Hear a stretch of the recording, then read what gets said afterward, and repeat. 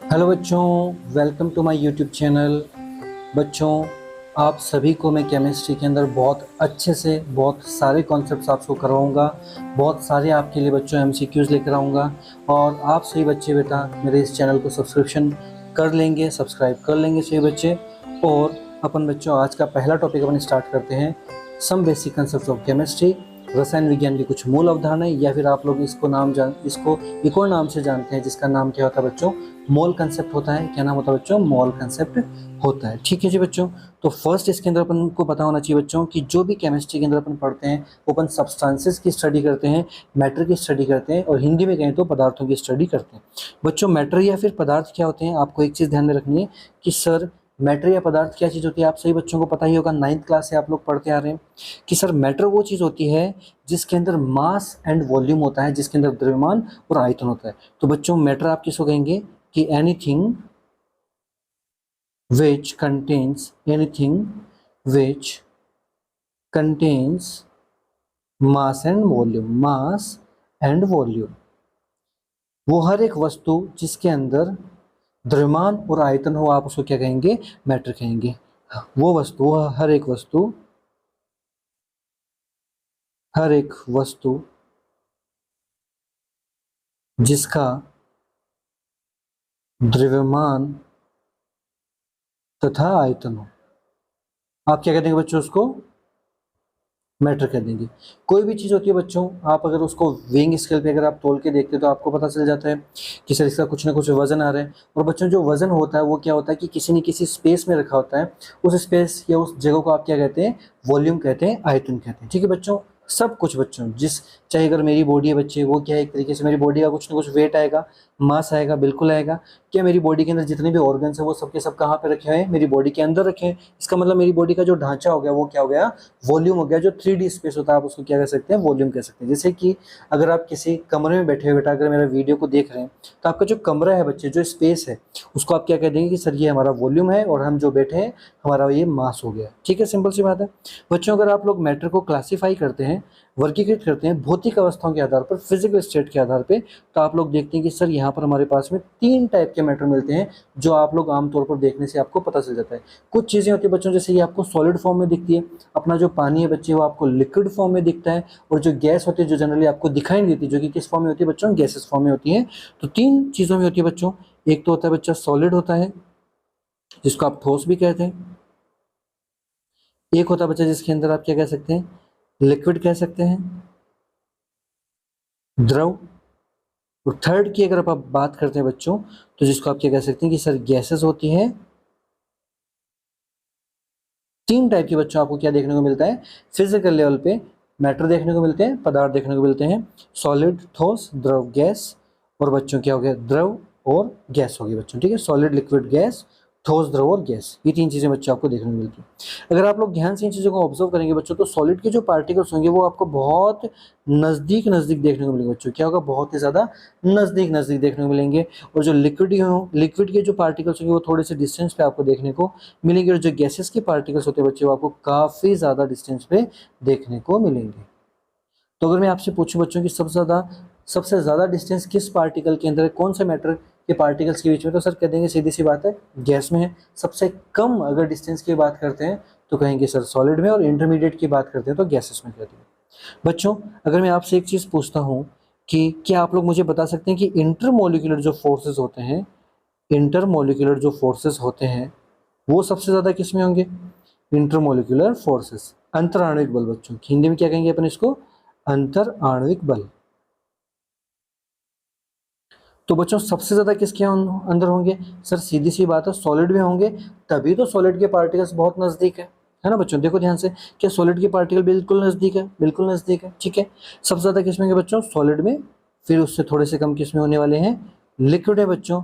और फिर सबसे कम किसमें होने वाले हैं? गैस में होने वाले हैं। ठीक है, अगर आपसे बात की जाए कि इंटरमोलिकुलर डिस्टेंस किसके बीच में सबसे ज्यादा होगी? Intermolecular distance. क्या डायग्राम देख के आपको पता चल रहा है बच्चों कि इंटरमोलिकुलर डिस्टेंस किसमें सबसे ज्यादा होगी? देखिए बच्चों ध्यान से, क्या यहाँ पर सबसे ज्यादा अगर मैं बात करूं तो गैस के पार्टिकल में बेटा इंटरमोलिकुलर जो डिस्टेंस है वो सबसे ज्यादा दिख रही है आपको। फिर देखो लिक्विड में उससे थोड़ी सी कम है, और फिर सबसे कम किस में है, सॉलिड के अंदर। तो बच्चों इस ऑर्डर को आप लोग ध्यान में रखेंगे कि सबसे ज़्यादा अगर डिस्टेंस की बात की जाए तो गैसेस में होता है, फिर लिक्विड में होता है, और फिर सबसे कम डिस्टेंस किस में होती है, सॉलिड में होता है। ठीक है बच्चों, तो गैस हो गया है, द्रव, और फिर सबसे कम किस में हो जाएगा, ठोस में हो जाएगा बच्चों। ठीक है, इंटरमोलिकुलर डिस्टेंस को आप क्या कहेंगे, अंतर आणविक दूरी बच्चों, क्या कहेंगे, अंतर आणविक दूरी। क्लियर है बच्चों, सिंपल सी बात है, कोई बहुत बड़ी चीज अपन नहीं पढ़ रहे, कोई रॉकेट साइंस नहीं पढ़ रहे अपन बच्चों। ठीक है, सिंपल सिंपल चीजें पढ़ रहे हैं, देखकर अपन आंसर दे रहे हैं और कुछ नहीं कर रहे। ठीक है, अच्छा अगर बात की जाए बच्चे यहाँ पर कि घनत्व का ऑर्डर क्या होगा, डेंसिटी का क्या होगा बच्चों। तो डेंसिटी का मतलब क्या होता है, कोई चीज़ कितनी हेवी है। तो आप लोग साफ आसानी से जानते हैं कि सर जो सॉलिड होता है वो जनरली हेवी होता है, लिक्विड थोड़ा सा कम होता है, और देखा जाए तो गैसेस क्या होती है, थोड़ी सी और कम होती है बच्चों। तो सॉलिड का जो ऑर्डर होता है वो सबसे ज़्यादा आता है डेंसिटी के अकॉर्डिंग, फिर लिक्विड आता है बच्चों, और दिन कौन सा आता है, देन गैसेस आता है। ठीक है, अच्छा बच्चों डेंसिटी का एक फॉर्मूला आप सभी बच्चे याद रखिए कि डेंसिटी का फॉर्मूला क्या होता है, डी इक्वल्स टू मास पर वॉल्यूम। क्या होता है, डेंसिटी इक्वल्स टू मास पर वॉल्यूम। इसका मतलब अगर मैं आपसे कहूँ कि पर यूनिट वॉल्यूम के अंदर अगर आप मास की बात करते हैं तो सबसे ज़्यादा किस में होगा, सॉलिड में होगा, फिर लिक्विड में, और फिर होगा बच्चों गैसेस के अंदर होगा। क्लियर है सबका, ठीक है, पक्का, ठीक है। अच्छा अगर बच्चों मैं आपसे बात करता हूँ कि कंप्रेसिबिलिटी ऑर्डर की बात करते हैं बच्चों, कंप्रेसिबिलिटी सबसे ज़्यादा आप लोग किस मैटर को, किस सब्सटेंस को आप कंप्रेस कर सकते हैं, उसको बच्चे दबा के संपीड़ित कर सकते हैं। तो अगर आप लोग बात करते हैं कि सर संपीड़ितता का जो क्रम होता है वो क्या होगा, किसको दबाया जा सकता है बच्चे, क्या गैस के पार्टिकल्स बहुत दूर दूर दिख रहे हैं, यहाँ पे आपको देखो बहुत दूर दूर दिख रहे हैं, तो आप क्या आसानी से उनको संपीड़ित कर सकते हैं, कंप्रेस कर सकते हैं। तो आप लोग क्या कर देंगे, सर सिंपल सी बात है, जो जितना दूर है उसको उतना आसानी से संपीड़ित किया जा सकता है, कंप्रेस किया जा सकता है बच्चों। ठीक है, तो गैस सबसे ज़्यादा संपीड़ित हो सकती है, देन लिक्विड, एंड देन बच्चों कौन सा होता है, सॉलिड। सिंपल सी बात है, हर एक बच्चा ध्यान में रख लेगा, कोई तकलीफ नहीं किसी बच्चे को, बोलिए नो प्रॉब्लम। ठीक है जी बच्चों, अगर बच्चों में आपसे एक और ऑर्डर की बात करता हूँ यहाँ पे कि थर्मल एनर्जी की बात की जाए, आपसे तापीय ऊर्जा की बात की जाए, थर्मल एनर्जी की बात की जाए बच्चों, तापीय ऊर्जा। थर्मल एनर्जी क्या होती है बच्चों, कि किसी भी मैटर के अंदर उसमें जो कंस्टिट्यूएंट पार्टिकल्स होते हैं उनकी टेम्परेचर की वजह से जो एनर्जी होती है, आप उसको क्या कह देंगे, थर्मल एनर्जी कह देंगे। Energy due to energy of constituent particles, energy of constituent particles due to temperature, due to temperature। अभी आपको बच्चों इसका भी ऑर्डर बताया जाएगा, ड्यू टू टेम्परेचर। अंतर्निहित कणों की वजह से जो ऊर्जा होती है आप उसको क्या कह देंगे बच्चों, तापीय ऊर्जा कह देंगे। अगर मैं इसके ऑर्डर की बात करता हूँ तो क्या आप लोग सीधे सीधे बता देंगे कि सर सबसे ज़्यादा किस में होगी, गैस में, फिर होगी बच्चों लिक्विड में, और फिर किस में होगी, सॉलिड में। सर ऐसा क्यों, देखिए बच्चों ध्यान से देखिए, आप लोग जानते हैं कि जो गैस के पार्टिकल्स होते हैं वो रैंडमली मूव करते रहते हैं, एक पार्टिकल इधर जा रहा है, एक पार्टिकल इधर जा रहा है, एक कहीं और जा रहा है। इससे तो बच्चों क्या होता है कि जैसे आपकी मम्मी अगर खाना बना रही चिकन में, किचन के अंदर सॉरी अगर किचन में आपकी मम्मी खाना बना रही तो क्या होता है कि आप जिस रूम के अंदर स्टडी करें वहाँ तक आपको स्मेल आ जाती है, क्योंकि गैस के पार्टिकल्स के टेम्परेचर पे जो बेस्ड एनर्जी होती है जिसको अपन थर्मल एनर्जी कहते हैं वो काफ़ी ज़्यादा होती है बच्चों। ठीक है जी, ओके। बोलो सर आपने फिजिकल क्लासिफिकेशन तो बता दिया, आप थोड़ा सा केमिकल क्लासिफिकेशन बता दीजिए। तो बच्चों देखो, अगर आपको रासायनिक वर्गीकरण करना है तो उसके बेस पे आपके पास में बच्चों जो मैटर होता है, जो पदार्थ होता है वो दो टाइप के होते हैं बच्चों। कितने टाइप के होते हैं, दो टाइप के। एक तो आप कह सकते हैं कि सर अगर कोई मैटर प्योर फॉर्म में हो, किस में हो बच्चों, प्योर फॉर्म में, आप क्या कह देंगे सर, उसको आप प्योर सब्सटेंस कहेंगे बच्चों। क्या कहेंगे, प्योर सब्सटेंस, शुद्ध पदार्थ कहेंगे बच्चों, शुद्ध पदार्थ। या फिर क्या हो सकता है कि कोई सब्सटेंस मिक्सचर में हो सकता है बच्चों, कैसा हो सकता है, मिक्सचर, मिश्रण। ठीक है बच्चों, ठीक है। आप लोग ये मत सोचना कि सर ये तो काफ़ी बोरिंग हो रहा है। बच्चों देखो, मैं चाहता हूँ कि आपको जीरो से स्टडी किया जाए, ताकि आप लोग जिस भी एग्जाम की प्रिपरेशन कर रहे हैं, ये बेसिकली अगर देखे जाए तो चाहे आप नीट की प्रिपरेशन कर रहे हैं, चाहे आप बीएससी नर्सिंग कर रहे हैं, चाहे बच्चों आप जेईटी की कर रहे हैं, चाहे आईसीआर की कर रहे हैं, जो भी आपके लिए। अतः बच्चों में बच्चों देखो क्या है कि जो भी केमिस्ट्री वो जीरो से बेटा आपकी पूरी 100% तक कंप्लीट कराऊंगा, और यहाँ पर आपका जो लेवल रहेगा वो ईजी टू बेटा डिफिकल्ट तक लेकर जाने वाला बच्चों, ठीक है जी। जिस बच्चे को जिस हिसाब की रिक्वायरमेंट हो वो बच्चे आसानी से उसको बेटा प्रिपेयर कर लेंगे, ठीक है। नीट वालों के लिए तो कंप्लीट रहेगा, ICAR JET वालों के लिए भी रहेगा और BSc नर्सिंग वाले बच्चों के लिए भी रहेगा, ठीक है जी, ओके। अब देखो बच्चों यहाँ पर क्या होता है कि जो प्योर सब्सटेंसेस होते हैं वो भी दो टाइप के होते हैं। प्योर सब्सटेंसेस बच्चों कितने टाइप के होते हैं? दो टाइप के होते हैं। एक आप कह सकते हैं कि सर प्योर अगर कोई एलिमेंट हुआ, प्योर अगर कोई तत्व हुआ बच्चे, या फिर अगर अपन बात करते हैं कि प्योर कोई कंपाउंड भी हो सकता है, प्योर कोई कंपाउंड भी हो सकता है, मतलब कि यौगिक भी हो सकता है। बच्चों देखो तत्व जो होते हैं वो क्या होते हैं, जनरली जो भी आप पीरियोडिक टेबल में आप देखते हैं वो सभी के सभी क्या है बच्चे? तत्व है।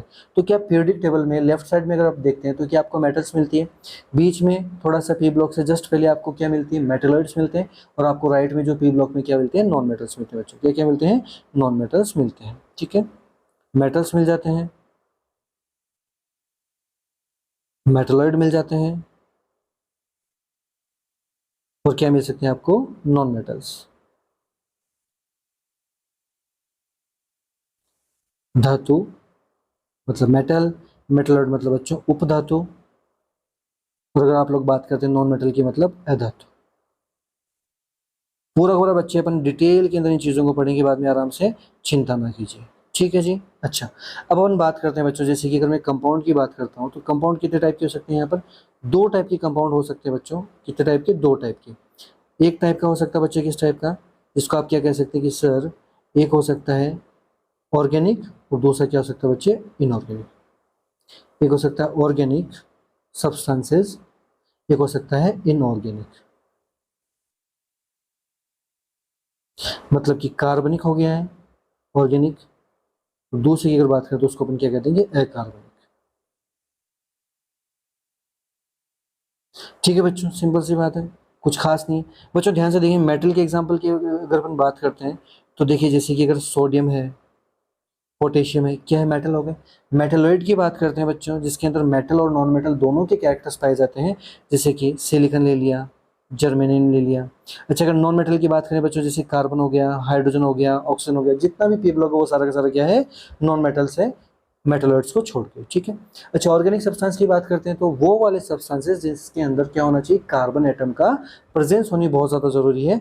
अगर इनऑर्गेनिक सब्सटेंस की बात करते हैं तो वो वाले होने चाहिए जिसके अंदर कार्बन एटम्स की प्रेजेंस ना हो बच्चों। अगर मैं फॉर एग्जांपल अगर आपसे बात करता हूँ बच्चों, ध्यान से देखिए, तो ऑर्गेनिक का आप एग्जांपल ले सकते हैं, जैसे कि मैंने मीथेन ले लिया है, ठीक है, ग्लूकोज ले लिया, इथेन ले लिया, इथेनॉल ले लिया, मिथेनॉल ले लिया। अगर मैं बात करता हूँ बच्चों इनऑर्गेनिक की, तो जैसे कि आपका वाटर हो गया है, अमोनिया हो गया है, ठीक है, एटसेट्रा एटसेट्रा। अगर मैं H2S की बात करूँ वो भी किसका एग्जाम्पल हो गया है? इनऑर्गेनिक सब्सटेंस का, ठीक है।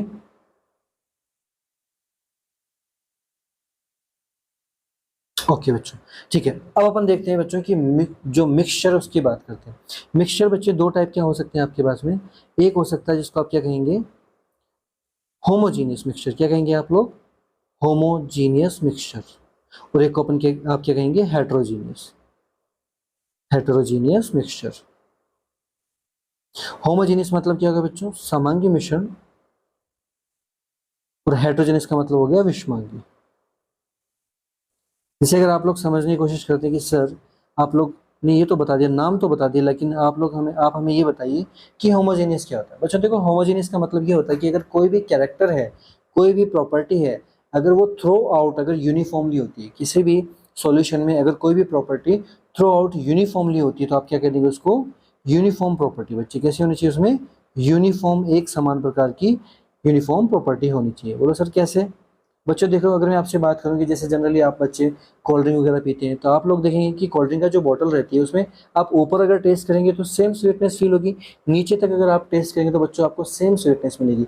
लेकिन वहीं पर अगर मैं आपको बोलता हूँ बच्चों कि आप लोग, जैसे आपके घर में अगर गेस्ट आते हैं तो आप लोग क्या करते हैं कि आप लोग जैसे कि मान लो लेमन वाटर बनाते हैं, नींबू का जूस बनाते हैं, तो वहाँ पर क्या होता है कि आप लोग जैसे शक्कर मिला रहे हैं उसके अंदर, तो आप लोग फटाफट से बच्चे क्या करके घोल के गेस्ट को दे देते हैं। तो गेस्ट को क्या फील होता है कि जो ऊपर तो थोड़ा सा कम मीठा मिलता है, लेकिन चीनी के जो कण होते हैं, जो पार्टिकल्स होते हैं वो अच्छे से डिजोल्व नहीं होते, तो वो नीचे क्या होते हैं? ज़्यादा चीनी पाई जाती है बच्चों, उसकी वजह से नीचे का जो कंटेंट होता है वो थोड़ा ज़्यादा स्वीट हो जाता है, तो वहाँ पर नॉन यूनिफॉर्म प्रॉपर्टी मिलती है। आप उसको क्या कह देंगे सर? उसको हम कह देंगे हेट्रोजीनियस कह देंगे। तो नॉन यूनिफॉर्म अगर होता है, नॉन यूनिफॉर्म, अगर नॉन यूनिफॉर्मली प्रॉपर्टी डिस्ट्रीब्यूटेड होती है तो आप क्या कह देंगे उसको? हेट्रोजीनियस कह देंगे, ठीक है बच्चों। ये तो बहुत बेसिक बेसिक सी चीज़ है। अगला देखते हैं बच्चों यहाँ पर, कि एटम या मॉलिक्यूल, कोई भी सब्सटेंस अगर आप उसको ब्रेक करते जा रहे हो, तोड़ते जा रहे हो, पदार्थ को तोड़ते जा रहे हो, तो क्या मिलेगा आपको? मॉलिक्यूल्स मिल जाएंगे, मतलब कि अणु मिल जाएंगे। और मॉलिक्यूल को भी अगर आपने तोड़ा है तो क्या मिल जाएंगे आपको? एटम्स मिल जाएंगे बच्चों। क्या मिल जाएंगे आपको? एटम्स मिल जाएंगे। कोई भी सब्सटेंस है, किसी भी सब्सटेंस को बच्चे अगर आप तोड़ रहे हो, ब्रेक कर रहे हो, तो आपको क्या मिल सकता है? मॉलिक्यूल्स मिल सकते हैं। और मॉलिक्यूल्स को अगर आपने ब्रेक किया तो आपको क्या मिल जाएगा? एटम। तो बच्चों अगर अपन बात करें तो एटम जो होता है वो स्मॉलेस्ट पार्ट होता है बच्चों। क्या होता है? Smallest part of any substance होता है। किसी भी पदार्थ का सबसे सूक्ष्मतम कण को आप क्या कहेंगे? एटम कह देंगे बच्चों। क्या कह देंगे आप लोग? एटम का मतलब क्या हो जाता है? स्मॉलेस्ट पार्ट, स्मॉलेस्ट पार्ट या फिर smallest particle of any substances. किसी भी पदार्थ का सबसे सूक्ष्मतम कण जिसको आप और आगे विभाजित नहीं कर सकते, या फिर क्या होता है बेटा, आप उसको आगे कट नहीं कर सकते, तो अनकटेबल पार्टिकल भी आप इसको कह सकते हैं, अनकटेबल पार्टिकल। क्लियर बच्चों? ठीक है। सूक्ष्मतम कण जिसे आगे विभाजित नहीं किया जा सकता, जिसे आगे विभाजित नहीं किया जा सकता।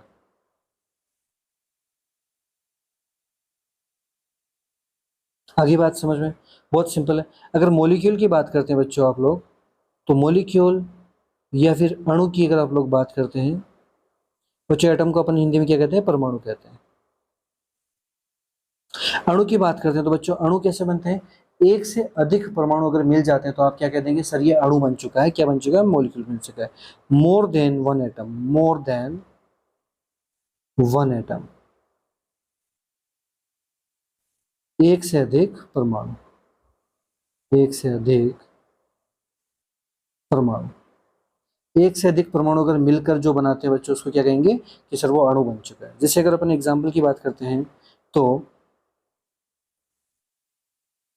कार्बन, हाइड्रोजन, ऑक्सीजन, ये वाले क्या कहलाएंगे बच्चों? तो सर सिंपल सी बात है, ये परमाणु कहलाएंगे या फिर एटम कहलाएंगे। अगर अपन बात करते हैं अणु की बात करते हैं बच्चों, तो जैसे कि H2 हो गया है, O2 हो गया है, या फिर H2 हो गया, तो एक से अधिक इसके अंदर क्या है? एटम्स है। तो आप इसको क्या कह देंगे? कि सर ये वाला अणु है, मॉलिक्यूल्स है। ठीक है। अब देखिए बच्चों, अगर मैं आपसे पूछता हूँ, एक टर्म आती है एटोमिसिटी, परमाणुकता आप जिसे कह सकते हैं। एटोमिसिटी का मतलब क्या होता है बच्चों? कि किसी भी मॉलिक्यूल के अंदर प्रेजेंट नंबर ऑफ एटम्स। ठीक है बच्चों, मॉलिक्यूल आप किसको क्या कहेंगे बच्चों? कि number of atoms, number of atoms present in a molecule is called atomicity।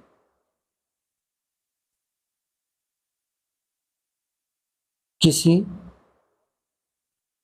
अणु में उपस्थित परमाणुओं की संख्या।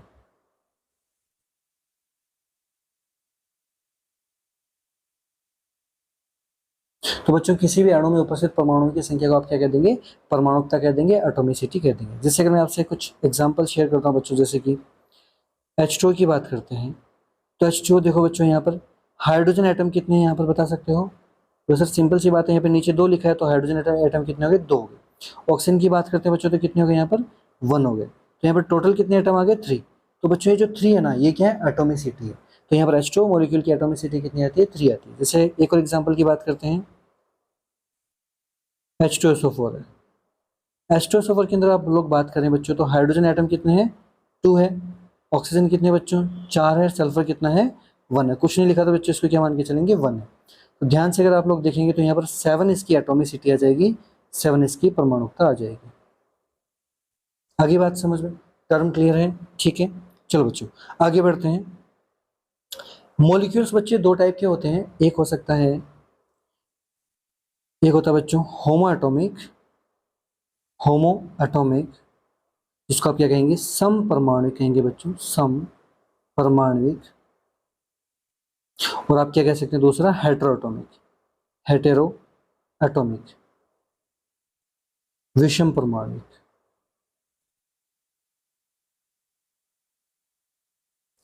बच्चों नाम को देखते ही आपको पता चल रहा होगा कि सर सिंपल सी बात है कि होमो का मतलब जब सेम टाइप के एटम्स होंगे, और हेट्रो का मतलब जब डिफरेंट टाइप के एटम्स से मिलकर कोई मॉलिक्यूल बनता है, तो आप क्या कह देंगे उसको, हेट्रो एटॉमिक मॉलिक्यूल कह देंगे। जैसे मैं एग्जांपल की बात करूँ दोनों के लिए, तो एग्जांपल आप लोग खुद देखिए बच्चों, अगर मैंने लिखा बच्चों H2 लिखा है, Cl2 लिखा है, O2 लिखा है, N2 लिखा है, तो ये सारे के सारे किस चीज़ के एग्जाम्पल हो गए, होमो एटॉमिक हो गए। देखो दोनों में देखो 2 हाइड्रोजन है, 2 क्लोरीन है, 2 ऑक्सीजन एटम है और 2 ही नाइट्रोजन। अगर अपन बात करें बच्चों डिफरेंट की, तो जैसे कि अगर आप लोग बात करते हैं H2O, H2S, NH3 etcetera etcetera. बच्चों जैसे कि आप H2SO4 लेंगे तो वो भी क्या हो जाएगा, एक हेटेरोएटॉमिक मॉलिक्यूल हो जाएगा। ठीक है जी बच्चों। अब बच्चों अपन देखते देखते यहाँ तक आ गए कि अपन ने सबसे पहले एक मैटर लिया, पदार्थ लिया, जिसको आपने ब्रेक किया, जिसमें आपको मॉलिक्यूल्स मिले, अणु मिले। मॉलिक्यूल्स को ब्रेक किया तो आपको वहाँ पर एटम मिले, परमाणु मिला। अब बच्चों आप अगर परमाणु के भी घर में प्रवेश कर रहे हैं, परमाणु के घर में अगर आप एंट्री ले रहे हैं, तो आपको वहाँ पर कुछ पार्टिकल्स मिलते हैं, जिसको आप क्या कह देंगे कि सर हम उसको कह देंगे सब एटॉमिक पार्टिकल्स कह देंगे। बच्चों क्या कह देंगे, सब एटॉमिक पार्टिकल्स। आप जानते हैं बच्चों, देखो कोई भी एटम है उसके अंदर क्या होता है, एक तो न्यूक्लियस होता है और बाहर क्या होती है बच्चों, उसकी ऑर्बिट होती है। न्यूक्लियस के अंदर आप लोग देखेंगे तो वहाँ पर आपको प्रोटॉन और साथ में क्या मिल जाएगा, न्यूट्रॉन मिल जाएगा। और बाहर की तरफ आप लोग बात करेंगे बच्चों, यहाँ पर बाहर की तरफ अगर आप लोग बात करेंगे तो आपको क्या मिल सकता है, इलेक्ट्रॉन मिल जाता है। क्या मिल जाता है बच्चों, इलेक्ट्रॉन। तो ये जो 3 पार्टिकल है, प्रोटॉन, इलेक्ट्रॉन और न्यूट्रॉन, क्या आपको देखने से पता चल रहा है कि सर ये तो पेन बन गया। तो जो पेन वर्ड है वो क्या होता है, सब एटॉमिक पार्टिकल्स होते हैं। किसी भी एटम के घर के अंदर जाओगे तो एटम जिन पार्टिकल से मिलकर बना उसको आप क्या कह देंगे, सब एटॉमिक पार्टिकल्स होते हैं। बच्चों देखो थोड़ा बहुत आपको नॉलेज होना जरूरी है कि प्रोटॉन, इलेक्ट्रॉन और न्यूट्रॉन पे चार्ज कितना होता है, उनका मास कितना होता है, तो थोड़ा सा देख लेते हैं। ठीक है जी बच्चों। सबसे पहले लेते हैं बच्चों अपन प्रोटॉन। प्रोटॉन को आप लोग P पॉजिटिव से भी डिनोट कर सकते हैं। दूसरा अपन ले लेते हैं बच्चों क्या, इलेक्ट्रॉन, जिसको आप E नेगेटिव से डिनोट कर सकते हैं। थर्ड अपन ले लेते हैं न्यूट्रॉन, जिसको आप लोग स्मॉल n से भी डिनोट कर सकते हैं। अगर मैं बात करता हूँ बच्चों यहाँ पर इन पर प्रेजेंट चार्ज या फिर आवेश, साथ में अपन बात करेंगे इनके द्रव्यमान की, मास की।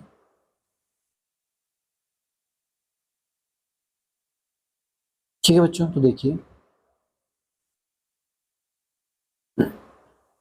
बच्चों अगर अपन चार्ज की बात करते हैं तो प्रोटॉन का जो चार्ज होता है वो कितना होता है, पॉजिटिव होता है। कितना होता है, प्लस में होता है। और प्लस का भी कितना होगा बच्चों, प्लस 1.6 इंटू 10⁻⁹ कूलम होता है। कितना होता है बच्चों, प्लस 1.6 इंटू 10⁻⁹ होता है। इलेक्ट्रॉन के चार्ज की बात करते हैं तो बेटा नेगेटिव में हो जाएगा, 1.6 इंटू 10⁻⁹ कूलम हो जाएगा।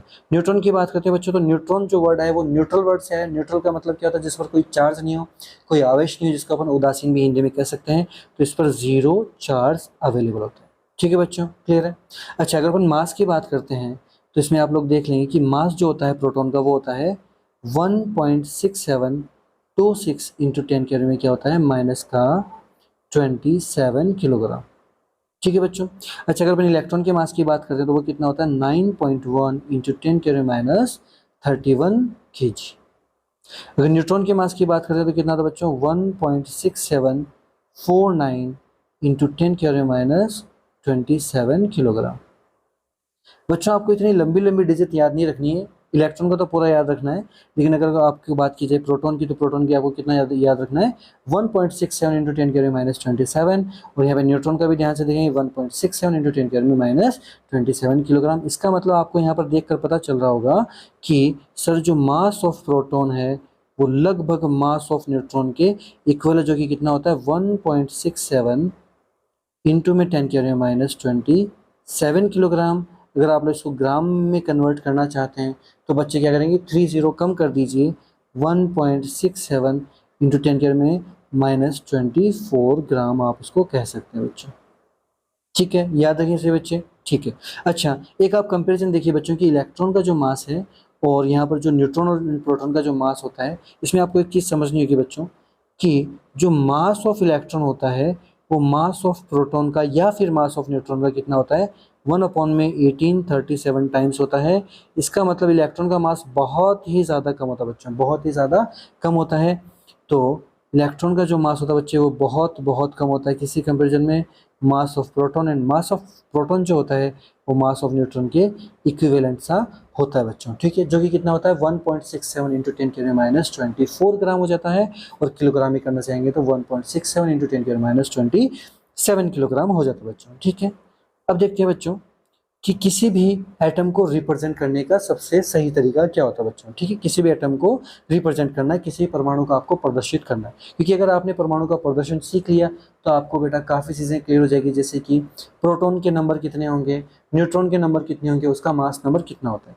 तो बच्चों आपको यहाँ पर 3 चीज़ें चाहिए होती है। अगर मैं पहली चीज़ की बात करूँ तो आपको चाहिए बच्चे कि किसी भी एटम का सिंबल चाहिए, प्रतीक चाहिए बच्चों, क्या चाहिए आपको, किसी भी एटम का सिंबल चाहिए, प्रतीक चाहिए। दूसरे की मैं बात करता हूँ बच्चों यहाँ पर, तो आपको चाहिए यहाँ पर एटॉमिक नंबर चाहिए, परमाणु क्रमांक चाहिए, एटॉमिक नंबर चाहिए, परमाणु क्रमांक चाहिए बच्चों, ठीक है। थर्ड की अगर मैं बात करता हूँ बच्चों पॉइंट की, तो आपको चाहिए मास नंबर चाहिए, मास नंबर, जिसको आप क्या कहते हैं, द्रव्यमान संख्या कहते हैं, द्रव्यमान संख्या कहते हैं बच्चों, क्लियर है। अब ध्यान से देखें बच्चों कि जो आपका सिंबल है, मान लो कि मैंने एक सिंबल ले लिया, एक हाइपोथेटिकल एक्स ले लिया, एटॉमिक नंबर जो होता है बच्चों आप उसको जेड से रिप्रेजेंट करेंगे, और मास नंबर आप सभी बच्चे ए से रिप्रेजेंट करेंगे, ठीक है। आपको बच्चों पहले से एक चीज़ ध्यान में रखनी है कि जो एटॉमिक नंबर होता है वो किसी भी एटम के नंबर ऑफ प्रोटॉन से इक्वल होता है, कि उसमें कितने प्रोटॉन्स है, किससे इक्वल होता है बच्चों, प्रोटॉन्स के नंबर के इक्वल होता है। और जो मास नंबर होता है वो क्या होता है कि किसी भी एटम के अंदर बच्चों 3 सब एटॉमिक पार्टिकल्स होते हैं, प्रोटॉन, इलेक्ट्रॉन एंड न्यूट्रॉन। और आपको मैंने अभी जस्ट बताया कि इलेक्ट्रॉन का जो मास होता है वो कितना होता है, अगर आप प्रोटॉन को बेटा पकड़ के आप उसके 1837 टुकड़े करेंगे तो एक टुकड़े के बराबर क्या होगा, इलेक्ट्रॉन का मास होगा, जो कि बहुत ही नेग्लिजिबल माना जाता है। इसीलिए अपन किसी भी एटम के मास नंबर में इलेक्ट्रॉन के नंबर ऐड नहीं करते हैं। तो सिर्फ और सिर्फ आप लोग मास नंबर में किसको ऐड करेंगे, कि सर हम प्रोटॉन और फिर सिर्फ न्यूट्रॉन को ऐड कर देंगे, जिससे वो क्या बन जाएगी बच्चों, मास नंबर बन जाएगा, ठीक है। क्लियर है बच्चों सबका। तो बच्चों देखिए यहाँ पर अगर हम बात करते हैं कि कोई आपके पास में क्या है, जैसे कि एक्स सिंबल है, एक्स कोई एटम, आप लोग नीचे जो लिखेंगे उसको क्या कहेंगे कि सर वो जेड होगा, एटॉमिक नंबर होगा। ऊपर जो लिखेंगे आप क्या कहते हैं उसको, कि सर वो मास नंबर होगा।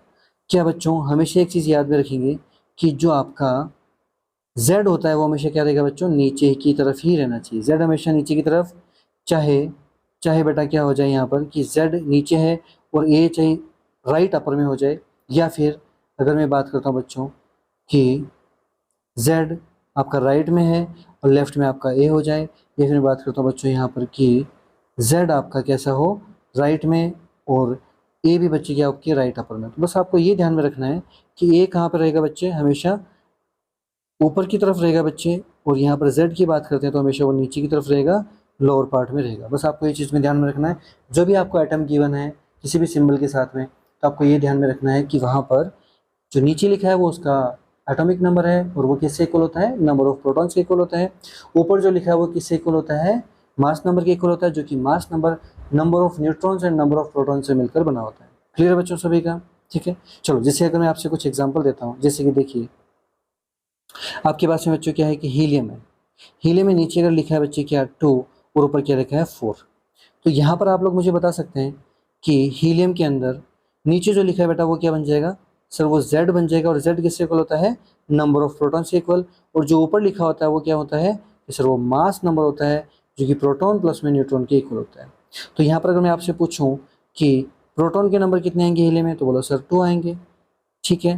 अगर मैं बोलो कि बच्चों मास नंबर कितना आएगा, तो बोलो सर 4 आएगा। अगर मैं आपसे पूछता हूँ बच्चों न्यूट्रॉन कितने आएंगे, तो आपको पता है कि जब A equals to proton plus में न्यूट्रॉन मिलके बना है, तो आपको न्यूट्रॉन चाहिए तो क्या कर देंगे सर, A माइनस में P कर देंगे, मतलब अपर माइनस लोअर कर देंगे बच्चों, 4 माइनस 2, तो आपको क्या मिल जाएगा, नंबर ऑफ न्यूट्रॉन्स मिल जाएंगे। बहुत सिंपल है, ऊपर में से नीचे को माइनस करेंगे तो आपको न्यूट्रॉन्स मिल जाएंगे, ठीक है। एक और एग्जाम्पल लेते हैं, जैसे ऑक्सीजन आपके पास में 8 और 16 है। यहाँ पर मैं आपसे आपसे पूछता हूँ कि बच्चों नंबर ऑफ प्रोटॉन्स बताइए, तो बोलो सर नीचे वाला 8। मैंने पूछा बच्चों मास नंबर बताइए, तो बोलो सर ऊपर वाला 16।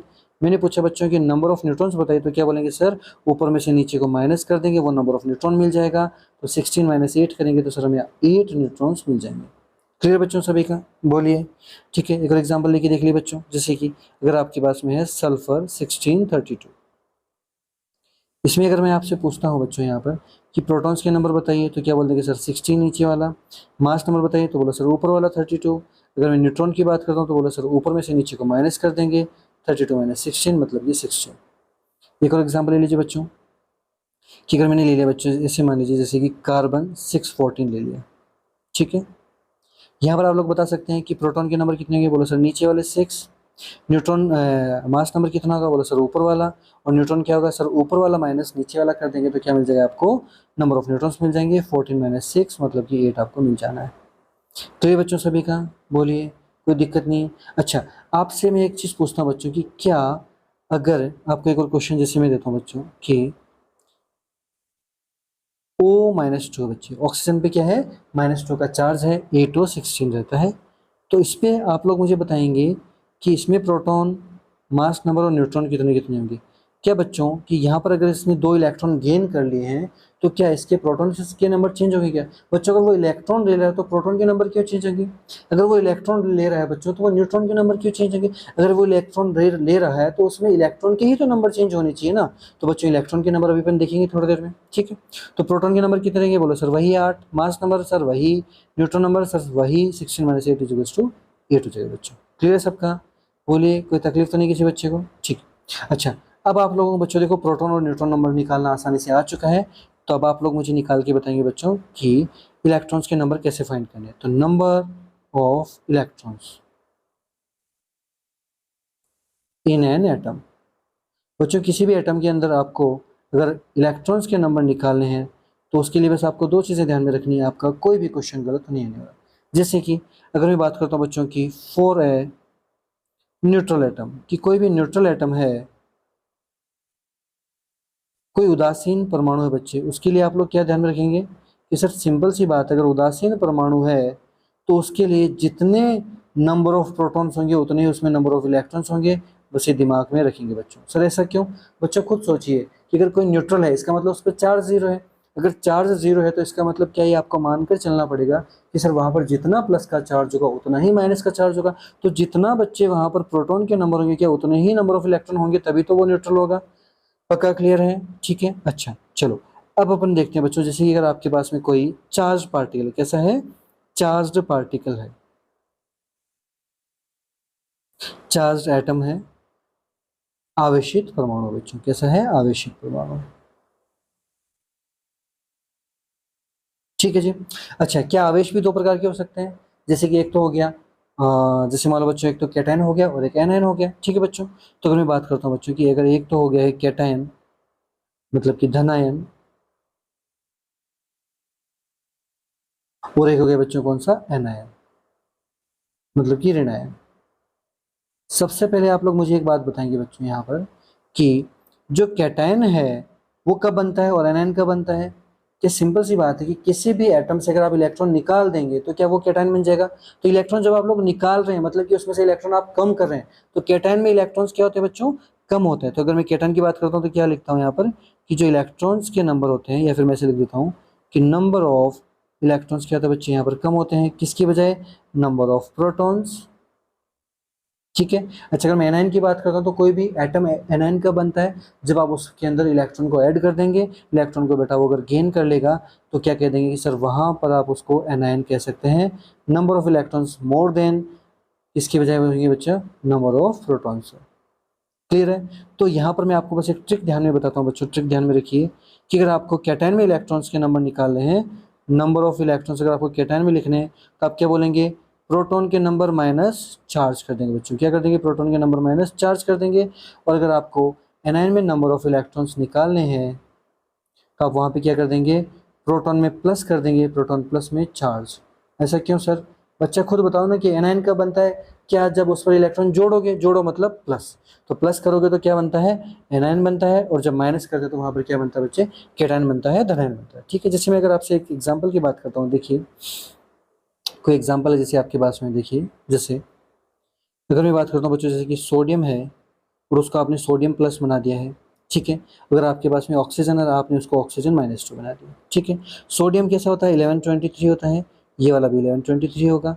ऑक्सीजन ये वाला 816 और ये वाला भी 816 होगा। ये तो पक्का क्लियर है, कोई बड़ी चीज़ नहीं, ठीक है।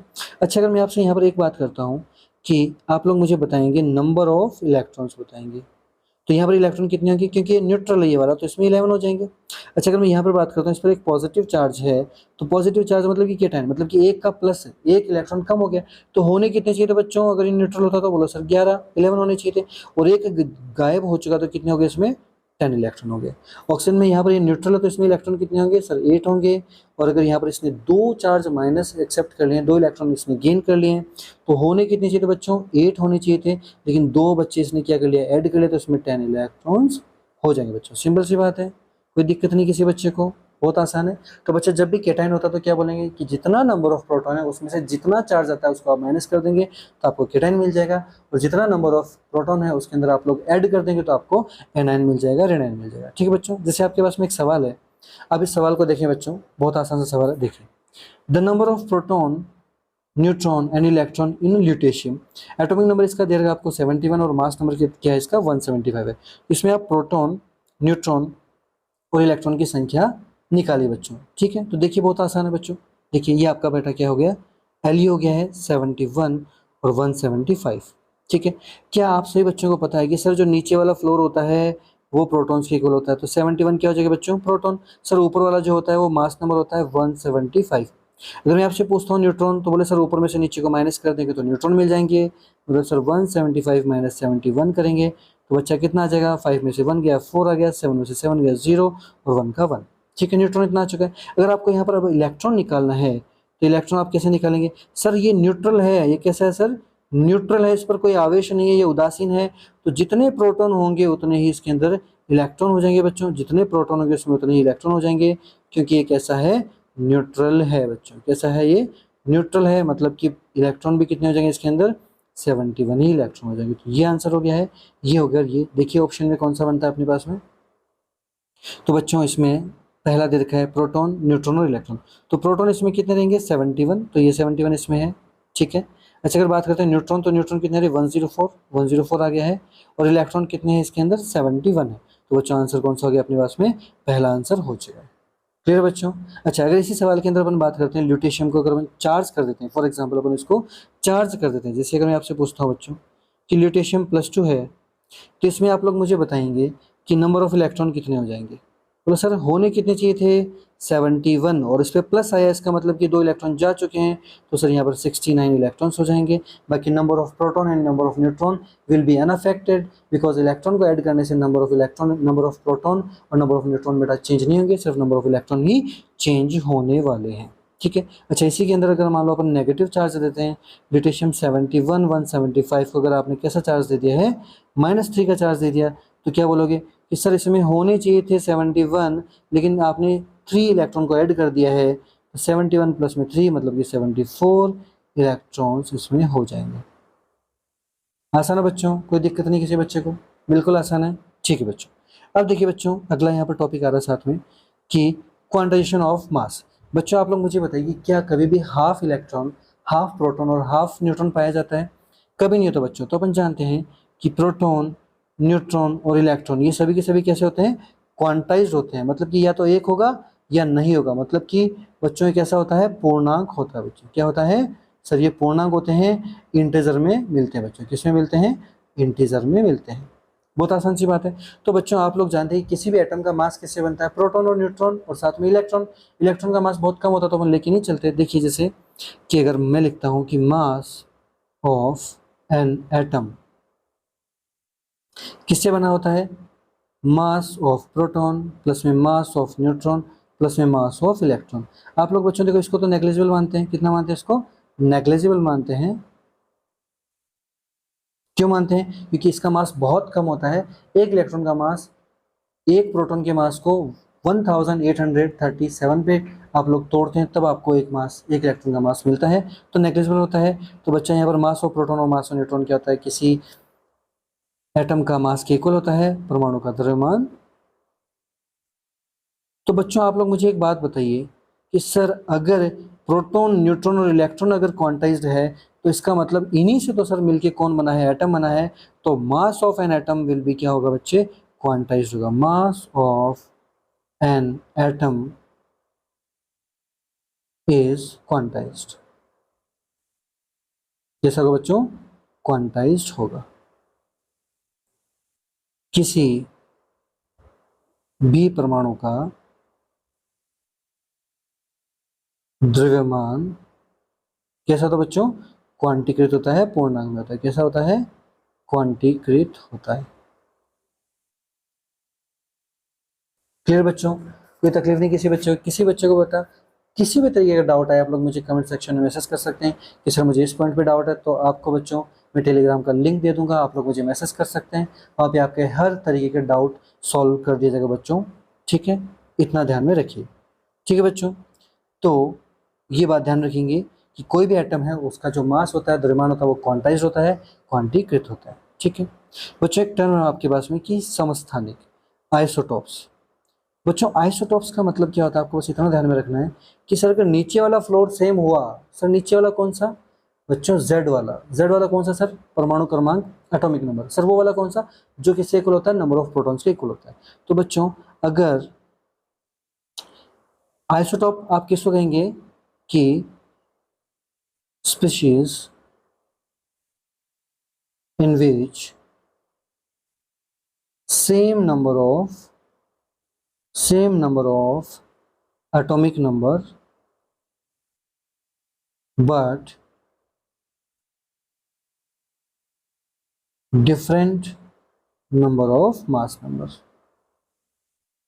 मतलब बच्चों अगर आप बात करें तो Z या फिर P कैसा होना चाहिए? सेम होना चाहिए। एंड अगर मैं बात करूँ मास नंबर तो वो कैसा होना चाहिए बच्चों? डिफरेंट होना चाहिए, अलग अलग होना चाहिए। हिंदी में अगर आप लिखना चाहें तो क्या बोलेंगे कि सर सिंपल सी बात है कि अगर परमाणु क्रमांक कैसा है, परमाणु क्रमांक कैसा है सर? समान होना चाहिए, और जो द्रव्यमान संख्या है असमान होनी चाहिए। क्लियर सबका? Z और A। ठीक है, अच्छा अगर मैं आपको एग्जांपल देता हूँ यहाँ पर देखिए, जैसे बच्चों अगर आपके पास में कुछ ऐसा गिवन है 1H1 1H2 1H3, ठीक है, तो यहाँ पर निकाल के देख लेते हैं बच्चों कि अगर मैं इसमें प्रोटॉन के नंबर की बात करूँ तो बोला सर नीचे वाला फ्लोर 1 सर 1 सर 1। न्यूट्रॉन की बात करें तो क्या बोलोगे सर ऊपर में से नीचे को माइनस करेंगे 1 माइनस 1 0, सर ऊपर में से नीचे को माइनस करेंगे सर 2 माइनस 1 मतलब कि 1, सर 3 में से एक गया 2। अगर मैं इलेक्ट्रॉन की बात करूँगा तो क्या आ जाएगा बेटा 1 1 1 आ जाएगा। ठीक है, तो ध्यान से देखिए बच्चों, यहाँ पर प्रोटॉन सेम है तो क्या प्रोटॉन ही एटॉमिक नंबर होता है? तो बच्चों प्रोटॉन सेम हो और यहाँ पर ध्यान से देखिए, अगर मैं मास नंबर लिखूंगा तो ये 1 हो जाएगा, इसका ऊपर वाला फ्लोर 2, इसका ऊपर वाला फ्लोर 3। तो ध्यान से देखिए बच्चों, यहाँ पर क्या है कि Z मतलब कि प्रोटॉन के नंबर क्या है? सेम है, और न्यूट्रॉन एंड जो मास नंबर क्या है? डिफरेंट है। तो यहाँ से देखो आपको एक और डेफिनेशन मिल जाती है कि जिन स्पीसीज के अंदर अगर प्रोटॉनों के नंबर सेम हो और साथ ही में मास नंबर डिफरेंट हो तो आप उसको भी क्या कह देंगे? आइसोटॉप्स कह देंगे, समस्थानिक कह देंगे। ठीक है, एक और एग्जाम्पल लेके चलते हैं बच्चों, जैसे देखिए कार्बन 6 12, कार्बन 6 13 और कार्बन 6 14। बच्चों क्या प्रोटॉन के नंबर क्या सब में सेम है? 6 6 और 6। क्या न्यूट्रॉन के नंबर सब में डिफरेंट है? 12 माइनस 6 6, ऊपर में से नीचे गया 7, ऊपर में से नीचे गया 8, देखो डिफरेंट है। अच्छा मैं मास नंबर की बात करूँ तो वो भी डिफरेंट है, ऊपर वाला फ्लोर 12 13 और 14। ठीक है बच्चों, तो ये भी आइसोटोप्स हो गए। अगर मैं एक और एग्जाम्पल देता हूँ कि क्लोरीन 1735 है और क्लोरीन 1737 है, कि यहाँ पर भी ध्यान देखेंगे कि Z या फिर प्रोटॉन के नंबर कितने दोनों के अंदर? Z या फिर प्रोटॉन के नंबर कितने बच्चों? इसमें भी 17 और दूसरे वाले में भी 17 है। अगर मास नंबर की बात करूँ तो पहले वाले का ऊपर वाला फ्लोर 35, ऊपर वाले का फ्लोर 37, और न्यूट्रॉन की बात करूँ तो ऊपर में से नीचे माइनस किया तो कितना आ जाएगा बच्चों? 18, और दूसरे में कितना आ जाएगा? 20। तो आप लोग एक चीज़ कह सकते हैं कि सर आइसोटोप वो भी हो सकता है जिसके अंदर क्या होने चाहिए कि प्रोटॉन के नंबर क्या होने चाहिए? सेम, बट न्यूट्रॉन के नंबर कैसे होते हैं? डिफरेंट। न्यूट्रॉन के नंबर कैसे होते हैं बच्चों? डिफरेंट। तो आप लोग ये चीज़ भी कह सकते हैं। ठीक है, तो आपसे क्वेश्चन पूछा जा सकता है आइसोटोप के बारे में। आइसोटोप बच्चे पी से याद रखिए, पी का मतलब प्रोटॉन सेम होना चाहिए, पी फॉर प्रोटॉन सेम होना चाहिए। ठीक है बच्चे, चलिए तो क्वेश्चन आपसे पूछा जा सकता है कि समस्थानिक या फिर आइसोटोप्स क्या होते हैं। तो आप लोग दो तरीके से आंसर दे सकते हैं कि सर अगर एटॉमिक नंबर सेम हुआ और मास नंबर डिफरेंट हो तो भी वो आइसोटोप है, और अगर प्रोटॉन के नंबर सेम हुआ और न्यूट्रॉन के नंबर डिफरेंट हो तो भी आप उसको क्या कह देंगे, आइसोटोप कह देंगे। ठीक है बच्चों। अब बच्चों आपके पास में एक टर्म आती है जिसको आप क्या कह सकते हैं, एवरेज एटॉमिक मास कह सकते हैं बच्चों। क्या कह सकते हैं, एवरेज एटॉमिक मास, जिसको आप हिंदी में क्या कहते हैं, औसत परमाणु भार। आम से याद रखेंगे एवरेज एटॉमिक मास। बच्चों देखो एवरेज एटॉमिक मास कैसे होता है, ये निकाला जाता है आइसोटॉप्स का। ठीक है, किसका निकाला जाता है, आइसोटॉप्स का। कैसे सर, देखो बच्चों जैसे आपके पास में एक क्लोरीन है 1735 और एक क्लोरीन बच्चा आपके पास में क्या है 1737। बच्चों अगर मान लो कि ये नेचर में पाया जा रहा है कितना 75% और ये वाला नेचर में कितना हो मिल रहा है आपको 25%। तो अब आप ये तो है नहीं कि बच्चे कि आप दोनों को अलग एक ही, अगर आपसे कुछ कोई पूछ ले कि कोई भी अगर आपसे सवाल दिया जाता है तो अब लोग ये थोड़ी कि सर कन्फ्यूजन थोड़ा हो सर 35 वाला यूज़ करूँ कि 37 वाला यूज़ करूँ, ऐसा कुछ नहीं करना। आपको क्या करना बच्चे, इसका एवरेज निकाल के और आपको उसी का यूज़ कर लेना है। जैसे अगर आपको एवरेज निकालना तो आप कैसे करेंगे, आप लोग कैसे करेंगे कि सर सिंपल सी बात है कि क्लोरीन का अगर आपके पास में कुछ ऐसा है 75 और ये, तो बेटा एवरेज निकालो। सर हम एवरेज कैसे निकालें बेटा, उसको बोल देंगे शॉर्ट में आम बोल देंगे। एवरेज कैसे निकालेंगे बच्चों, देखो सिंपल सी बात है कि 35 वाले का कितना परसेंटेज है 75, तो इससे मल्टीप्लाई कर देंगे, फिर ऐड कर देंगे 37 का कितना परसेंटेज है नेचर के अंदर 25%। बहुत सिंपल सा है। तो 35 का आप मल्टीप्लाई कर देंगे किसी बच्चे 75% से, और बच्चे 37 का मल्टीप्लाई कर देंगे 25 से, और परसेंटेज है तो आप नीचे क्या लगा देंगे 100। तो आप लोग इसको सोल्व करेंगे तो आपके पास में आ जाएगा इतना, मतलब 35.5। और आप लोग बच्चों ध्यान से, आपको पता है कि आप 35.5 ही आप लोग MCQs के अंदर कैलकुलेशन के लिए आप कौन सा यूज़ करते हैं 35.5, न इसकी मानेंगे न उसकी मानेंगे, न क्लोरीन को 35 मानेंगे न 37 मानेंगे, एक मांडोली कर लेंगे, कॉम्प्रोमाइज़ कर लेंगे। कैसे करके, एवरेज एटॉमिक मास निकाल के। बोलो सर इसका फॉर्मूला बता दीजिए। तो बच्चों देखो फॉर्मूला बहुत आसान है। कैसे, देखो आम का अगर आप लोग फॉर्मूला लिखना चाहते हो तो क्या लिख देंगे कि sir summation of isotopic mass, isotopic mass मतलब समस्थानिक द्रव्यमान, गुणा में क्या लिख दोगे परसेंटेज प्रचुरता, कितना ये नेचर में मिलता है, अपॉन में आप लोग क्या कर देंगे बच्चों यहाँ पे 100। क्लियर बच्चों। अगर हिंदी में लिखना चाहो तो क्या लिख दोगे सर, औसत परमाणु भार क्या हो जाएगा, समीशन ऑफ समस्थानिक द्रव्यमान, गुणा में कर देंगे बच्चों आप, अच्छा ये यहाँ पे गड़बड़ होगी बच्चों, यहाँ पर लिख देंगे परसेंटेज अबंडेंस, लिख देंगे परसेंटेज अबंडेंस, यहाँ पर लिख देंगे परसेंटेज प्रचुरता, अपॉन में कर देंगे अपन यहाँ पे 100। चलिए बच्चों निकाल सकते हो आसानी से। ठीक है, चलो बच्चों तो अपन कुछ क्वेश्चंस की प्रैक्टिस करते हैं। आइए फटाफट से बच्चों, देखो आपके पास में सवाल ये रखा है कि आपके पास में कोई एक्स एलिमेंट है जिसके अंदर एक तो एक्स का आपके पास में एटॉमिक मास दे रखा है 40, एक का 50 दे रखा है। 40 वाला परसेंटेज कितना है 60%, तो 50 वाला कितना होगा बच्चों, सिंपल सी बात है, बोलो सर सिंपल सी बात है 40% होगा। अब आपको मैं आपको बता चुका बच्चों शॉर्टकट, आपको एवरेज एटॉमिक मास निकालना है, तो बोलो बहुत सर बहुत सिंपल है। बोलो सर 40 वाले का मल्टीप्लाई करेंगे सर 60 से, 50 वाले का सर 40 से मल्टीप्लाई करेंगे और अपॉन में 100 कर देंगे। सर 40 का मल्टीप्लाई करेंगे 60 से, 50 का मल्टीप्लाई करेंगे सर 40 से, और परसेंटेज का जो है नीचे वो 100 लगा देंगे, क्योंकि कोई भी चीज़ अपनी टोटल कितनी होती है 100%। आंसर कितना आ जाएगा बच्चों, देखो 2400, और यहाँ पर बच्चे कितना आ जाएगा 2000, अपॉन में कितना आ जाएगा यहाँ पे 100, और आपको मिल जाएगा बच्चों 4400 अपॉन में 100, तो आपको एवरेज एटॉमिक मास कितना मिल जाएगा 44 मिल जाएगा। यही आपका आंसर है। बहुत सिंपल सी बात है, फॉर्मूला लगा के भी कर सकते हो। इसका बेटा किससे मल्टीप्लाई किया 60 से, इससे किससे मल्टीप्लाई किया 40 से, ठीक है, अपॉन में 100 कर दिया, सिंपल है। क्लियर बच्चों, ठीक है। एक और सवाल देखिए बच्चों यहाँ पे कि आपके पास में एक और दे रखा है कि एक परमाणु X के दो समस्थानिक X40 एंड X50 दे रखा है, इसकी प्रकृति में प्रचुरता ज्ञात कीजिए, जबकि परमाणु X का औसत परमाणु भार आपको 46 दे रखा है। मतलब बच्चों आपको यहाँ पर दे रखा है कि एटम X दे रखा है, इसके दो आइसोटोप दे रखे हैं। क्या दे रखे हैं बच्चों, आपको दो आइसोटोप्स दे रखे हैं, एक X40 दे रखा है और एक आपको X50 दे रखा है, और इनकी परसेंटेज जो अबंडेंस है, परसेंटेज जो प्रचुरता है वो आपको कितनी दी हुई है, एक की परसेंटेज अबंडेंस बेटा आपसे पूछी गई है, इसको आप क्या मान लेंगे सर, इसको हम X मान लेंगे। तो बच्चा दूसरा कितना हो जाएगा सर, सिंपल सी बात है, टोटल 100 होता है, तो दूसरा सर 100 माइनस X परसेंटेज हो जाएगा। कोई बहुत बड़ी बात नहीं बच्चे, कोई भी चीज़ अगर इस पेन को मैं बोलता हूँ तो पूरा का पूरा पेन क्या है 100% है, अगर इसमें छोटे से हिस्से को X मान लूँगा तो बाकी क्या हिस्सा बच जाएगा सर 100 माइनस X बच जाएगा। बहुत ही सिंपल सी बात है, कोई बहुत बड़ी रॉकेट साइंस यहाँ पर नहीं है सर, कोई रॉकेट साइंस यहाँ पर नहीं है। ठीक है बच्चों, सिंपल सी बात है, x हो गया, इतना हो गया। और आपको यहाँ पर देखो इसका जो एटम का आपको आर्म गिवन है बच्चों, कितना गिवन है, 46 गिवन है। तो बच्चों लगा दीजिए अपना फॉर्मूला क्या रहता है कि sir arm is equals to, पहले का मल्टीप्लाई किससे करना सर, इसका मल्टीप्लाई करेंगे सर इससे, फिर इसका मल्टीप्लाई करेंगे सर इससे। तो सिंपल सी बात है बच्चों, देखो क्या कर देंगे, 40 इंटू में एक्स कर दिया, प्लस में 50 इंटू में 100 माइनस एक्स कर दिया है, अपॉन में आप लोग कर देंगे बच्चों 100। ठीक है, यहाँ मैं लिख देता हूँ 46 इज इक्वल्स टू, क्या करोगे बच्चों, 100 को 46 से मल्टीप्लाई कर दो तो 4600 इज इक्वल्स टू 40x हो गया ये वाला। 50 को 100 से करोगे तो 5000 हो जाएगा, 50 माइनस एक्स तो कितना हो जाएगा, माइनस का 50x हो गया है, और अपॉन में तो कुछ है नहीं बच्चों। ठीक है, आगे सॉल्व करेंगे तो आप लोग क्या करेंगे बच्चों, देखो यहाँ पर कि माइनस का 50x है और प्लस का 40x है, तो क्या बचेगा, माइनस का 10x बचेगा, उधर साथ में क्या बचेगा, 5000 बच जाएगा, और इज इक्वल्स टू क्या हो जाएगा, 4600। यहाँ से आप लोग क्या करेंगे बच्चों कि माइनस 10x को इधर लेफ्ट में भेज देंगे, 4600 को राइट साइड में भेज देंगे, तो आपके पास में हो जाएगा 10x is equals to 5000 minus में 4600। तो यहाँ पर क्या आ जाएगा बच्चे, x कितना आ जाएगा, ध्यान से देखो, यहाँ पर आएगा बेटा आपके पास में 400 अपॉन में 10, 0 से 0 गया, मतलब आपके पास में आंसर देगा 40।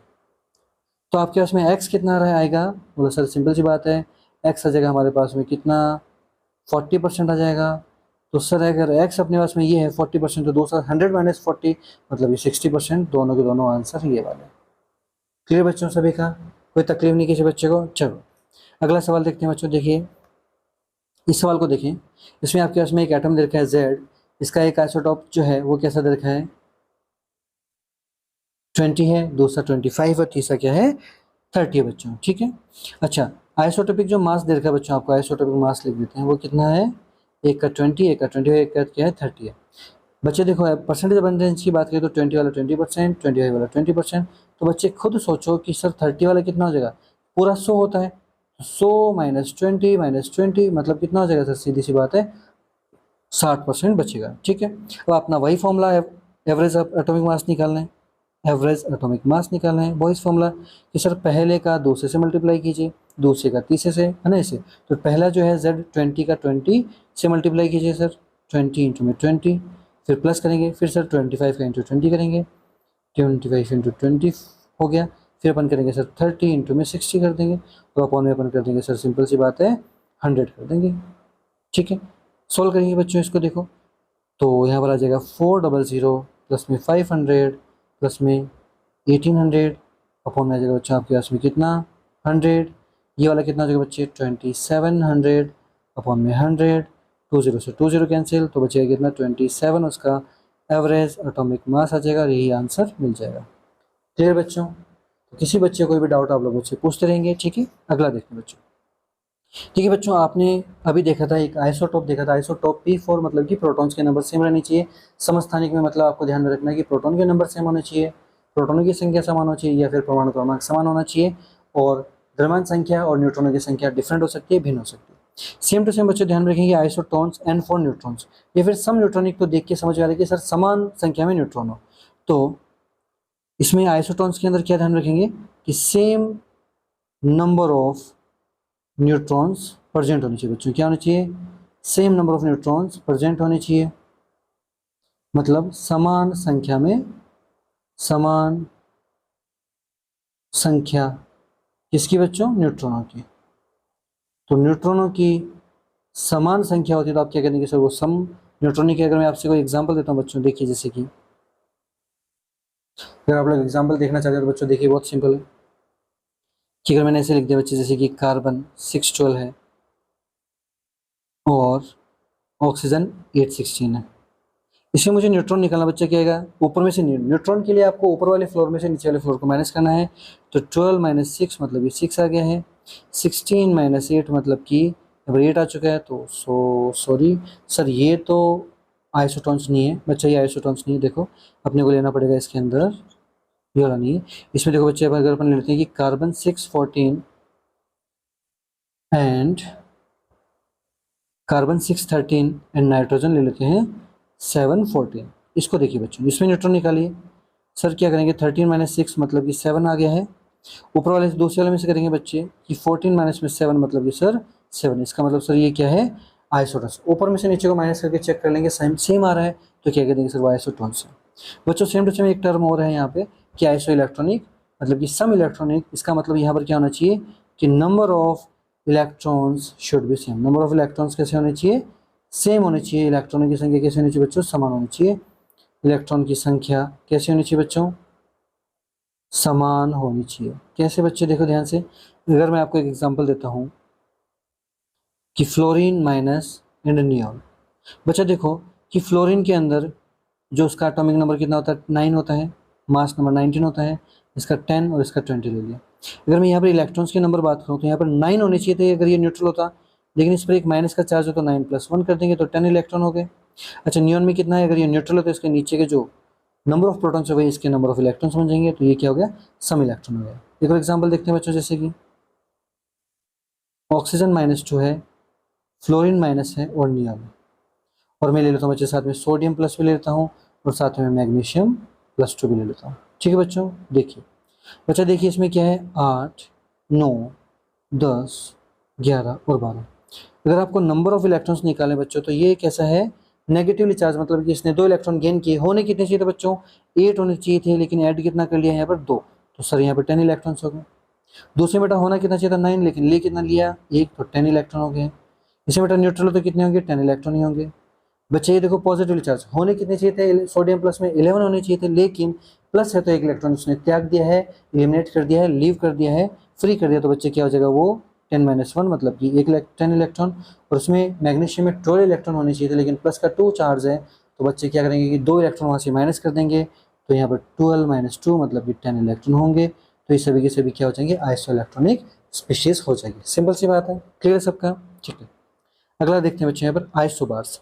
आइसोबार के अंदर आपको ध्यान में रखना है समभारिक। समभारिक मतलब जिनका भार समान हो, मतलब कि जिनके मास नंबर क्या होने चाहिए बच्चों, सेम हो। मास नंबर क्या हो, सेम हो। अगर द्रव्यमान संख्या क्या है, समान है, अगर द्रव्यमान संख्या समान है तो आप क्या कह देंगे इसको को, सर हम उसको समभारिक कह देंगे, आइसोबार्स कह देंगे। सर एग्जाम्पल बताइए बच्चे, अगर मैं एग्जाम्पल की बात करूँ तो जैसे कार्बन 614 है और नाइट्रोजन 714 है, तो मैं आपसे पूछता हूँ यहाँ पे कि इसकी मास नंबर बताइए, तो सर ऊपर वाला फ्लोर, इसका मास नंबर सर ऊपर वाला फ्लोर। तो बच्चों देखो दोनों का ये समान है, तो क्या बोल देंगे सर ये आइसो बार्स हो गया है, समभारिक हो गए हैं। समभारिक मतलब कि समान भार हो गया है। क्लियर बच्चों, आसान है, ठीक है। अगले टर्म देखते हैं आइसोडाइफर्स। आइसोडाइफर में आपको बस ध्यान में रखना है कि difference between number of neutrons and protons are same। अगर बच्चों न्यूट्रॉन एंड प्रोटॉन की संख्या के बीच में जो डिफरेंस वो सेम है तो ऐसा क्या कह देंगे, आइसोडाइफर। तो न्यूट्रॉन एवं प्रोटॉनों की संख्या का अंतर कैसा होना चाहिए बच्चों, समान होना चाहिए। कैसा होना चाहिए, अंतर समान होना चाहिए। तो ये बच्चों अगर अपन एग्जाम्पल लेने की कोशिश करते हैं यहाँ पे, ठीक है, तो देखिए जैसे अगर आपके पास में एग्जाम्पल है, चलो अपन एग्जाम्पल अपन सेलेक्ट ही कर लेंगे। देखिए जैसे कार्बन बच्चे की आपके पास में 612 है, कार्बन 613 है, कार्बन 614 है, ठीक है, नाइट्रोजन 714 है, नाइट्रोजन 715 है, ऑक्सीजन 816 है, ऑक्सीजन 818 है। तो अपन चेक कर लेते हैं बच्चों, देखो इसमें अगर मैं न्यूट्रॉन के नंबर चेक करता हूँ तो कितना है, इसमें 12 - 6 मतलब ये 6, इसमें 13 - 6 मतलब ये 7, इसमें क्या आ जाएगा 8, इसमें कितना आ जाएगा बच्चा 7, इसमें कितना आ जाएगा 8, इसमें कितना आ जाएगा 8, इसमें कितना आ जाएगा 10। अगर मैं बात करूँ बच्चों प्रोटॉन्स के नंबर यहाँ पे, तो सर सेम आ जाएगा 6, 6, 6, 7, 7, 8 और 8। अगर यहाँ पर बच्चों मैं पूछता हूँ आपसे कि सर न्यूट्रॉन माइनस प्रोटॉन की बात करते हैं, अगर हम न्यूट्रॉन माइनस प्रोटॉन की बात करते हैं बच्चों, ठीक है, अगर मैं बात करता हूँ बच्चों यहाँ पर न्यूट्रॉन माइनस प्रोटॉन की बात करता हूँ, तो देखो न्यूट्रॉन माइनस प्रोटॉन तो कितना आ जाएगा बच्चे, 6 - 6 0 आ गया। दूसरा देखिए बच्चों यहाँ पर 7 - 6 1 आ गया है, इसमें चेक कीजिए 2 आ गए, इसमें 0, इसमें 1, इसमें 0, इसमें 2। तो अब आप लोग आराम से यहाँ पे अंदाज़ा लगा सकते हैं कि सर डिफरेंस जो सेम है, अगर हम बात करें तो सर देखो यहाँ पर एक तो जीरो वाले सर, कौन से जीरो वाले कौन कौन से, ये हो गया, ये हो गया, ये हो गया। इसका मतलब कार्बन 612 और यहाँ पर नाइट्रोजन 714 और ऑक्सीजन 8 और 16, ये सभी के सभी क्या हो गए सर, ये हो गए हमारे पास में सर आइसो डाइफर्स हो गए। कैसे हो गए, आइसो डाइफर्स हो गए। ठीक है। अच्छा अगर मैं एक और एग्जांपल देता हूँ यहाँ पर देखो ध्यान से कि ये 1 और ये 1 वाला, मतलब carbon 6 13 and carbon and nitrogen 7 15, ये भी क्या है बच्चों, आइसोडाइफर। इनके अंदर भी number of neutrons minus proton कितना है, 1 एंड 1 है। ठीक है बच्चों। अब एक टर्म और आती है बच्चों जिसको अपन कहते हैं आइसोस्टर्स। तो आइसोस्टर्स वो चीज़ होती है बच्चे जिसके अंदर क्या कहते हैं अपन कि क्या चीज़ सेम होनी चाहिए, number of atoms and number of electrons should be same. बच्चों मतलब कि परमाणु संख्या, परमाणुओं की संख्या तथा इलेक्ट्रॉन की संख्या समान होनी चाहिए बच्चों। कैसे होनी चाहिए, समान। तो ऐसों को आप क्या कह देंगे सर, ये आइसोस्टर्स हो गए। क्या हो गए, आइसोस्टर्स हो गए। जैसे मैं अगर आपसे एक एग्जांपल की बात करता हूँ बच्चों, देखिए जैसे एग्जांपल लेते हैं CO2 एंड N2। ठीक है, चलो इसमें अपन सब कुछ चेक कर लेते हैं। अगर मैं आपसे पूछता हूँ बच्चों कि इसमें नंबर ऑफ प्रोटॉन बताइए, तो बोला सर प्रोटॉन कार्बन की 6 और एक ऑक्सीजन में 8 होता है और ऑक्सीजन के 2 एटम है, तो 8 इंटू में 2 कर देंगे तो सर कितना आ जाएगा, 6 प्लस में 8 दूनी 16, मतलब कि सर ये कितना आ जाएगा, 22 प्रोटॉन आ जाएंगे। अगर मैं इलेक्ट्रॉन की बात करूँ तो बोला सर अगर ये न्यूट्रल है तो जितना प्रोटॉन होगा उतना इलेक्ट्रॉन, मतलब सर 22 होंगे। अच्छा बच्चे अगर मैं न्यूट्रॉन की बात करूँ तो कितना आएगा, plus sir neutron sir carbon में क्या होता है सर 12 माइनस 6 मतलब 6, प्लस सर ऑक्सीजन में कितना आएगा सर 8 इंटू में 2, सेम टू सेम, तो सर न्यूट्रॉन के नंबर भी 22 आएंगे। ठीक है बच्चे, सिंपल सी बात है। ठीक है। अच्छा अगर मैं यहाँ पे प्रोटॉन की बात करूँ तो बोला सर प्रोटॉन यहाँ पर कितने आ जाएंगे सर, एक नाइट्रोजन में 7 होते हैं, 2 में कितने हो जाएंगे, प्लस मल्टीप्लाई कर देंगे, एक ऑक्सीजन में 8 होता है तो 14 प्लस में 8, मतलब ये सर यहाँ पे कितना आ गया, 22 आ गया है। तो सर ये न्यूट्रल है, इस पर कोई चार्ज नहीं है N2 पे, तो जितने प्रोटॉन होंगे उतने इलेक्ट्रॉन हो जाएंगे 22। और सर यहाँ पे न्यूट्रॉन की बात करते हैं तो नाइट्रोजन के कॉन्टेक्स्ट में क्या आ जाएगा सर, यहाँ पे 14 माइनस में 7, मतलब ये एक का 7 इंटू में 2 और एक ऑक्सीजन का 8 आ जाएगा, तो सर यहाँ पे 14 प्लस में 8 हो जाएगा और ये भी सर कितना आ रहा है, 22 ही आ रहा है।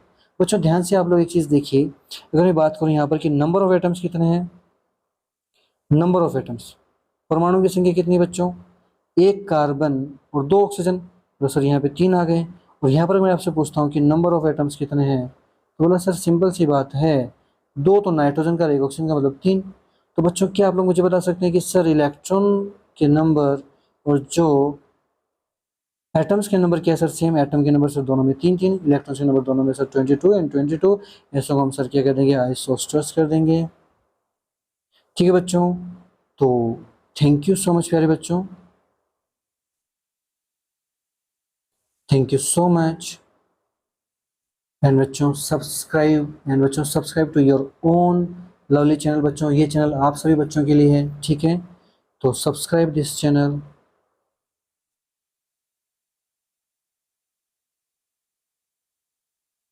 and join my telegram for any doubts। ठीक है बच्चों, thank you so much, take care बच्चों।